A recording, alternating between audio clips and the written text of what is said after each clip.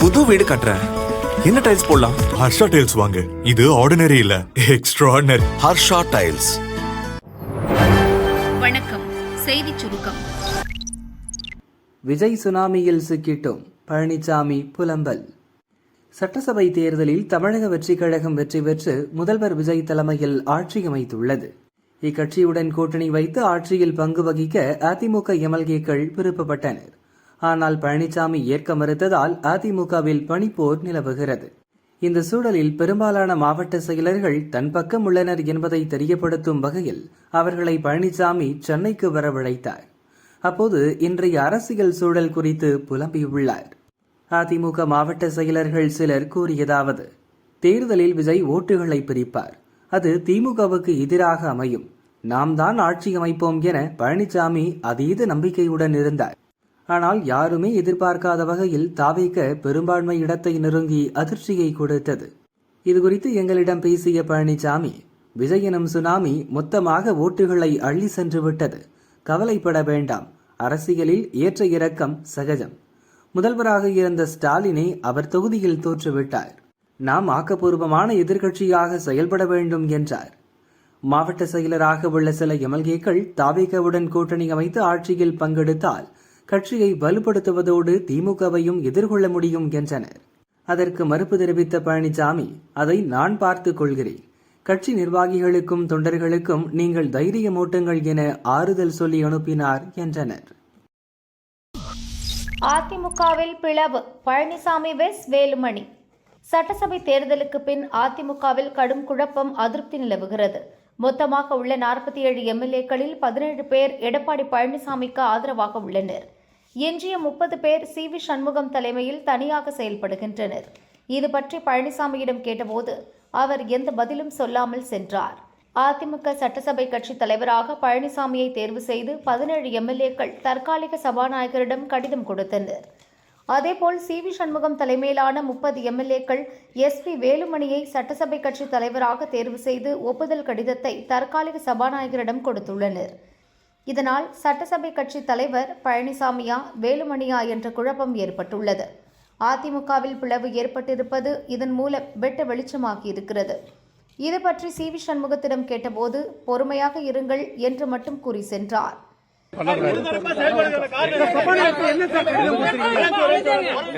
எல்லாமே இன்னும் கொஞ்ச நேரத்துல வெளியே வரும். இன்னும் கொஞ்ச நேரத்துல எல்லாத்தையும் எங்க இப்படி பண்ண பிளீஸ், நீங்க எது கேள்வி கேட்டாலும் பதில் சொல்ல மாட்டோம். கொஞ்சம் பொறுமையா இருங்க. எல்லாமே இன்னொரு கொஞ்ச நேரத்துல எல்லாம் முழுசா பிரஸ் மீட்டிங். இச்சூழலில் எடப்பாடி பழனிசாமி தமது ஆதரவாளர்களான கட்சி நிர்வாகிகளுடன் வீட்டில் ஆலோசனை நடத்தினார்.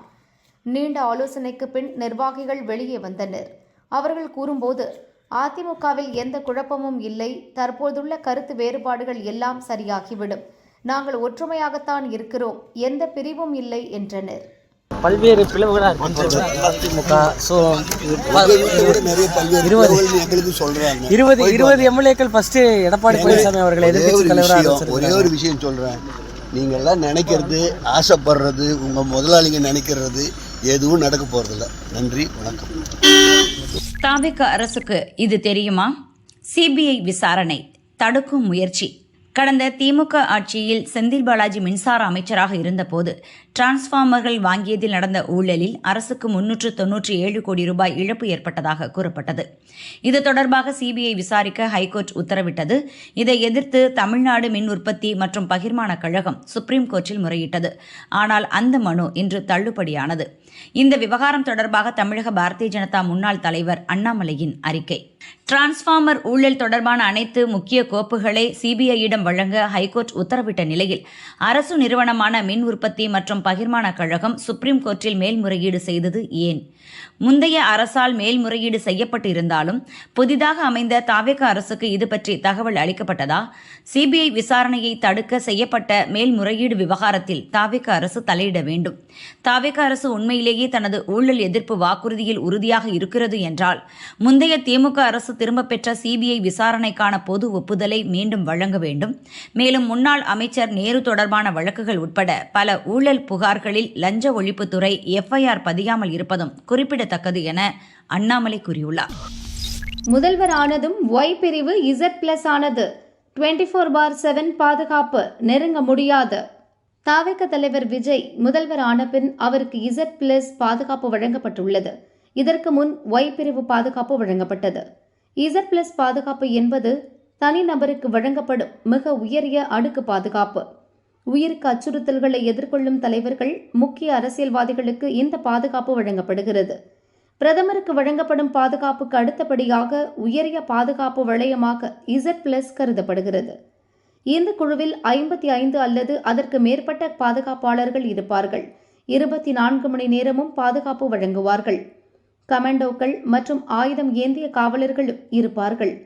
குண்டு துளைக்காத வாகனம், 2 பாதுகாப்பு வாகனங்கள், அதிநவீன ஆயுதங்கள் உள்ளிட்டவை வழங்கப்படும். NSG தவிர CRPF, CISF, ITBP போன்ற சிறப்பு பாதுகாப்பு படை வீரர்களும் இதில் இடம்பெறுவார்கள். சத்தியமூர்த்தி பவனில் ராகுலுக்கு நடந்தது என்ன? விஜய் முதல்வராக பதவியேற்கும் நிகழ்ச்சிக்காக தமிழகம் வந்த காங்கிரஸ் MP ராகுல் சென்னை மீனம்பாக்கம் அருகில் உள்ள நட்சத்திர ஹோட்டலில் தங்கினார்.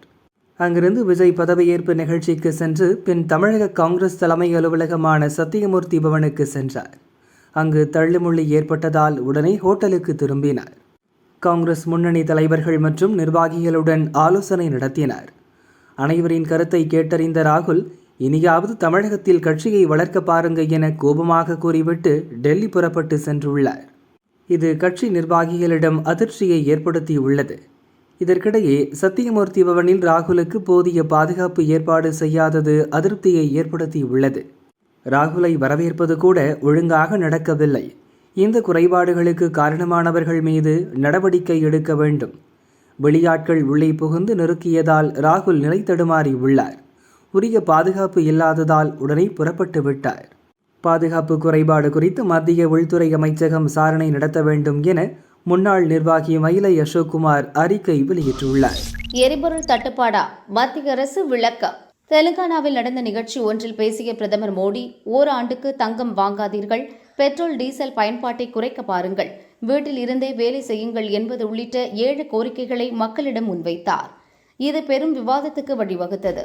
பெட்ரோலிய பொருட்களுக்கு தட்டுப்பாடு ஏற்படும் அபாயம் இருப்பதால் தான் மோடி இப்படி பேசியதாக தகவல் பரவியது. இந்நிலையில் மத்திய கிழக்கு போர் சூழல் தொடர்பாக ராஜ்நாத் சிங் தலைமையில் டெல்லியில் மத்திய அமைச்சர்கள், செயலாளர்கள் கூட்டம் நடந்தது.